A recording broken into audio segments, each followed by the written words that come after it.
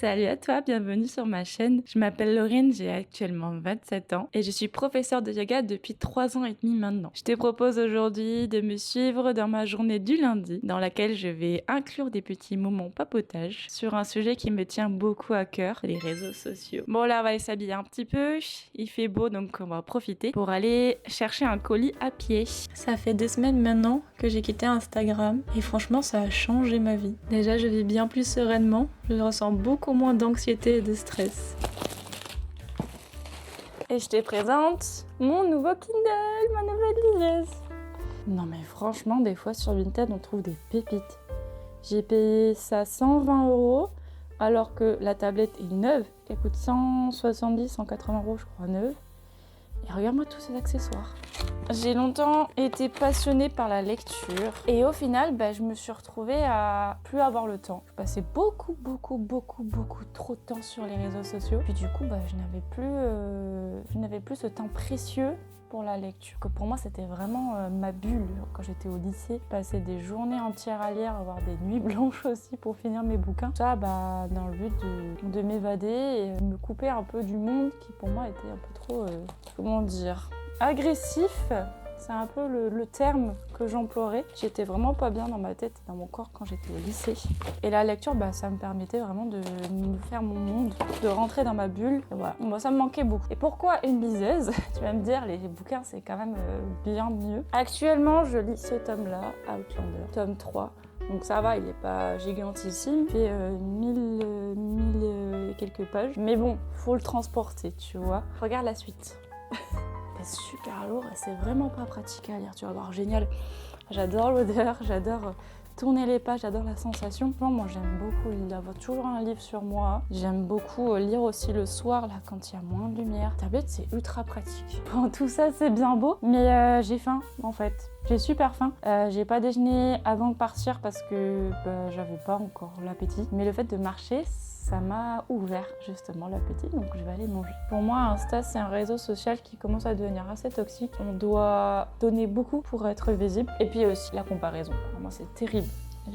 Dès que je me retrouve face à des personnes qui réussissent mieux, qui sont objectivement plus jolies, qui ont plus de visibilité, etc., ensuite, mon estime de moi, elle se fragilise très très vite. Au plus de ça, de finir mal qu'autre chose, avoir passé du temps sur Instagram. J'adore créer pour Insta, mais voilà, le temps que je dois y passer derrière pour être visible, l'algorithme fait que tu es obligé d'être actif sur Instagram afin d'être plus vu aussi, créer plutôt que consommer. Comme tous les matins, je me fais des œufs. C'est vraiment un super aliment qui contient le rapport lipidique parfait, mais aussi des minéraux, des vitamines. Il est complet puisqu'il a tous les acides aminés, toutes les petites briques pour construire des protéines. L'idéal pour manger un œuf, c'est que le blanc soit cuit afin que justement ces protéines soient biodisponibles et plus facilement assimilables. Et pour le jaune, l'idéal c'est qu'il soit cru pour que tous les oméga 3, tous les bons lipides et aussi les vitamines, les minéraux, tout ce qu'il contient, soient, elles, à leur tour aussi biodisponibles et non détruits. Cependant, ces œufs-là ont plus de 4 jours. 4 jours, pour moi, de mon opinion, c'est le maximum pour avoir un œuf semi-cru. Donc, je préfère les faire à la poêle, œuf brouillé. Donc, voilà, ça c'est mon opinion à moi. Bon, il est temps d'enlever ce hamac qui prend beaucoup de place pour pouvoir tourner des vidéos et des petits shorts pour YouTube. Il m'arrive de courir un peu partout dans mes journées, mais du coup, quitter Insta, ça m'a aussi donné beaucoup d'énergie. Enfin, du moins, ça m'en prend moins, puisque je suis une éponge émotionnelle. Et du coup, l'hyperstimulation d'Instagram, c'était une véritable pompe à énergie pour moi. Bon, tout ça pour remettre ce hamac le lendemain, parce que j'aurai un cours privé. Bon, et puis Instagram, j'y passais tellement de temps que j'avais pas le temps pour mes projets pro. Et du coup, maintenant j'ai le temps et je suis contente. Donc je peux créer des bibliothèques de cours sur YouTube pour le rendre accessible à tous, vraiment de tout niveau, de tout type de yoga, même le hamac. C'est chouette, j'en mets 2 chaînes YouTube, une chaîne pour les femmes, donc vraiment on va parler des problèmes, des troubles féminins comme les fuites urinaires, mais aussi des audio yoga sur le pré- et post-natal, parce que ce qui me plaît beaucoup dans mon métier, c'est d'enseigner le yoga, de le partager, et en plus ce soit gratuit pour vous, c'est juste génial. Évidemment, petit temps lecture, avant une petite sieste après manger midi. Il y a aussi plein de trucs positifs sur Insta, notamment retrouver des gens, discuter avec des gens avec qui tu n'as pas d'autres contacts que les réseaux sociaux. Un truc que je commence à avoir un peu marre, c'est la recherche de la perfection, tout le temps, ou de la performance, tu vois. Je me suis mise à la course récemment.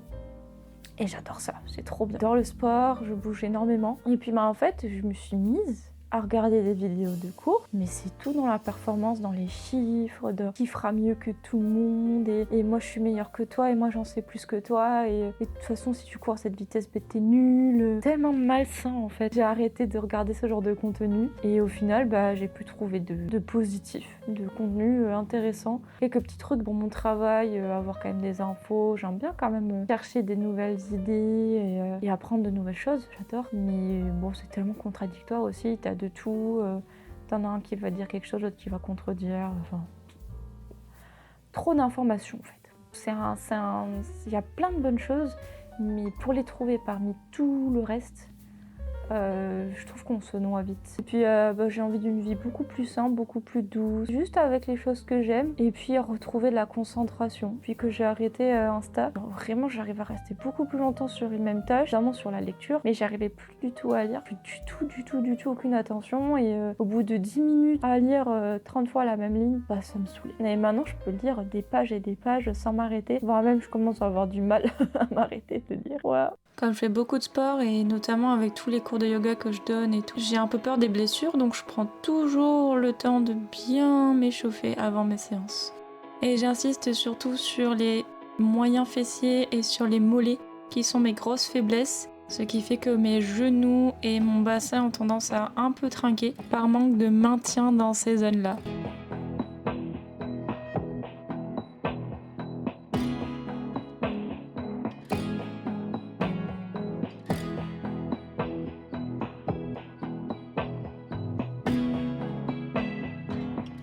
Je te disais tout à l'heure que j'aimais pas du tout la performance justement dans le sport. C'est pas du tout une critique pour ceux qui le font. Moi de mon côté, j'ai envie d'une vie sans injonction, sans pression, et en commençant par l'activité physique qui est censée faire du bien avant tout à la tête, au corps. Et mon objectif principal de l'année 2025, c'était d'ailleurs d'augmenter mes capacités physiques, mieux dans mon corps, et être en meilleure santé. Arrêter de souffler, de cracher mes poumons au bout de 200 mètres de course ou en montant les escaliers, avoir un meilleur sommeil, meilleure digestion. Voilà pourquoi je te donnerai jamais mes temps, mes chronos en quoi que ce soit, natation, course ou peu importe. Je m'en fiche complètement, ce ne sont que des chiffres. Je veux juste que tu comprennes que le sport c'est censé faire du bien, comme le yoga d'ailleurs, font intégralement partie de ma vie l'un comme l'autre. C'est pas pour rien. Je vais aller me doucher, préparer mes cours de ce soir. Et puis je pars, je t'emmène avec moi. Alors tu vois, j'ai un petit carnet dans lequel j'ai toutes les séances que j'ai déjà faites. Des petits personnages. C'est le plus pratique, je trouve. Parfois, j'arrive à trouver une séance qui me plaît. Parfois, je refais une séance complète. Et parfois, je fais un méli-mélo.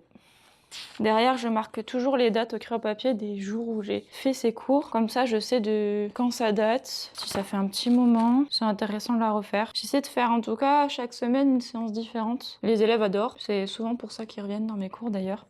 Parce que les cours sont assez créatifs et différents les uns des autres chaque semaine. Bien qu'il y ait des postures de base que l'on refait quand même régulièrement et que du coup les élèves se voient progresser, mais ils s'ennuient jamais. Je regarde aussi par rapport à ce qu'on a fait la semaine dernière, histoire que ce soit pas rébarbatif. Bien que s'il y a une ou deux postures qui restent identiques, c'est franchement pas grave du tout. Mais là voilà, il y a des postures, ça fait plusieurs semaines que je les fais d'affilée.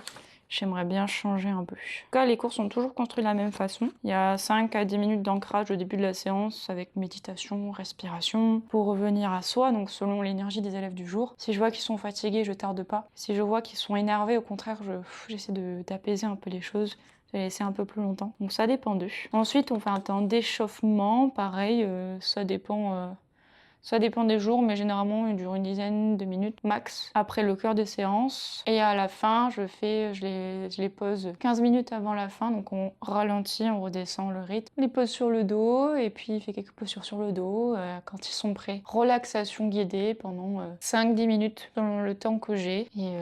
Et pareil, selon leur énergie, si je sens qu'ils sont trop fatigués, j'essaie de les pas laisser trop longtemps, sinon ils s'endorment. Bon, après, il y en a toujours un ou deux qui s'endorment de toute façon. Puis après, on finit assis, on se dit au revoir, et voilà.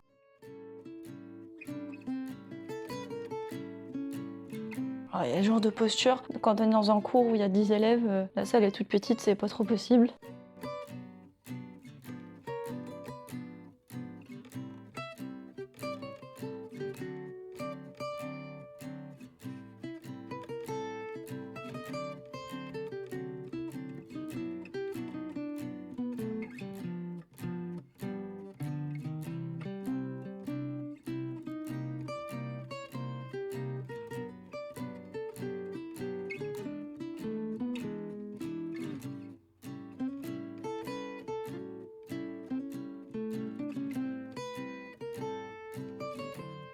Il y a beaucoup de profs de yoga qui critiquent le fait qu'il y ait des postures un peu du style squat.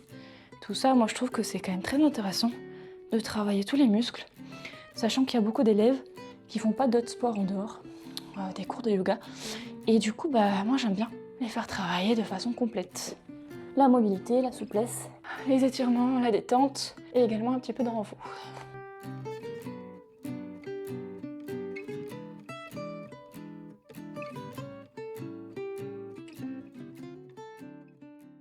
Allez, bon il est quelle heure? Je crois que je vais me faire une petite boisson chaude et puis je vais y aller. Au studio, je te présenterai les lieux parce qu'il est trop bien ce studio.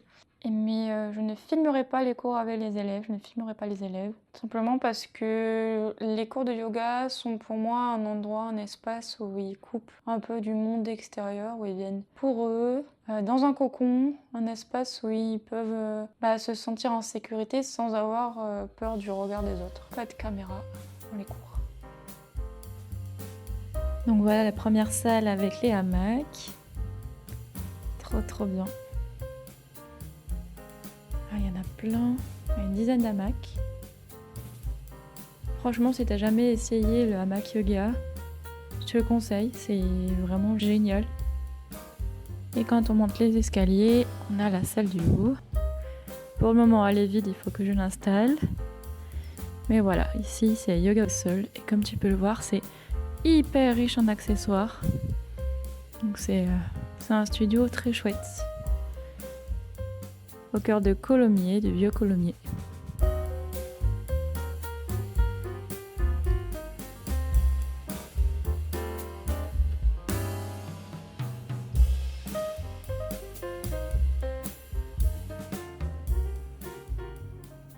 J'ai profité d'être un peu à l'avance et toute seule pour tester la séance que j'avais prévue pour ce jour-là, ayant rangé mon hamac.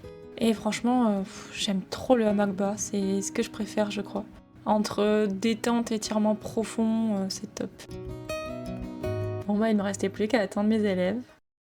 Il est 20h20, je sors de mes 2 cours de yoga du lundi. Waouh, c'est génial, j'adore. Mais ça prend une énergie, un truc de dingue. Franchement, les profs qui arrivent à faire 8 cours de yoga par jour, chapeau. Je sais pas comment vous faites, impressionnant. Moi, j'adore ce que je fais. Mais alors, 2 cours d'affilée, c'est le max. Bien que des fois, j'en fasse plus. Bon, allez, je me rentre.